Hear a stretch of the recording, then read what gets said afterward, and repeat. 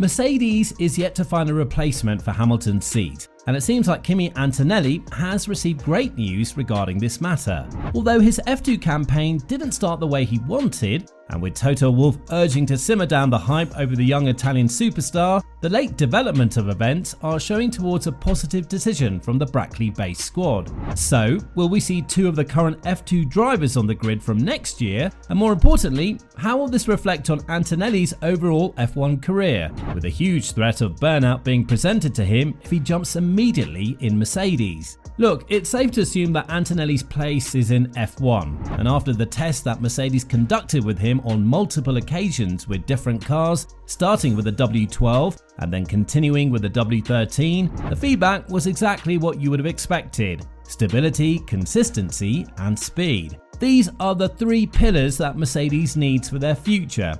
However, Wolff is adamant that the media should not overhype Antonelli, a process in which his team plays a particular fault at, and let him do a good job in F2 first. Nonetheless, the choices and moves that Mercedes made in the past couple of weeks reflect another scenario. For example, they've strayed away from Carlos Sainz, who wanted 2 years guaranteed in a situation in which Mercedes were not willing to give anyone not named Verstappen a guaranteed deal beyond 2025. And with Alonso continuing his commitment to Aston Martin, it came down to the inevitable, promoting Antonelli straight into Mercedes and following a path that Verstappen has created back in 2015. Although the one of the Dutchman was still less risky due to the fact that he spent 1 full year and 3 races of the 2016 season in Toro Rosso before hopping in the Red Bull car. But Mercedes is in a vastly different situation. They were more or less rushed into this by Hamilton's decision, and although they've yet to make a decision on the future Russell's teammate, it was not something that they would have wanted to do this year,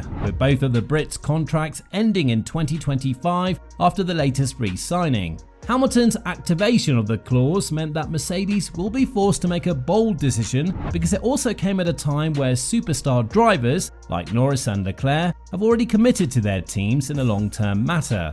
And therefore, after the latest meeting of the Mercedes board, it seems like the Brackley-based squad has given Antonelli the green light to join their team. George Russell has spoken up on the opportunity of having to work next to Kimi Antonelli. And now that this scenario seems inevitable to say the least, Russell has nothing but praise for the young Italian driver, who would be 18 years of age by the time he joined F1, which is a criteria that was set thanks to Verstappen, who debuted at the age of 17. Talking about Antonelli, Russell said, "I think Kimi is a fantastic driver. There is no doubt he's going to be a Formula 1 driver in the future, and he's a fellow Mercedes Junior driver as well, coming through the ranks as I did. So I think it makes a great opportunity for Mercedes to build into the protected area, but I would welcome anybody as my teammate. I feel like I've got a pretty good teammate right now as it is."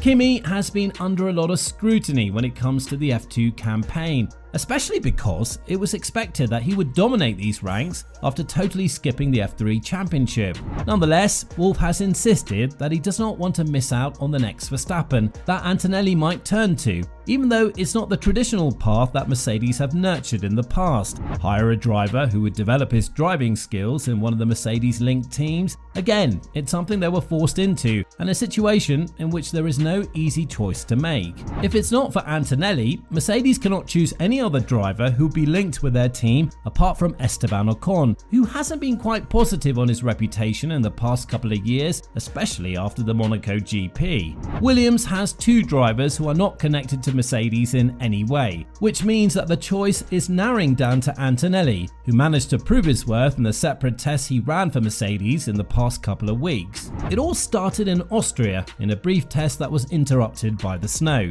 However, in Italy, Kimi drove the W13, the spectacular diva that started the downfall of Mercedes, and Allison was quite impressed by the fact that he managed to gel with the car for the first time. There were rumours that his lap times were similar to those of Russell and Hamilton. However, setups of the car, fuel load and tyre choice all play a vital role here, so we shouldn't be hanging too much into it. That doesn't take away the fact that Antonelli managed to impress everybody at Mercedes, including James Allison, the technical director, who went on to say, "Kimi has certainly impressed everyone with the sessions he's run so far. He'd never been in an F1 car, but he looked like he had within a lap or two. It's a cliche, but he's fast, he's consistent, and he did not make any mistakes. Young people can be trying to impress so much that they'll spin off, or the opposite, they're so terrified of spinning off that they don't really show what they can do.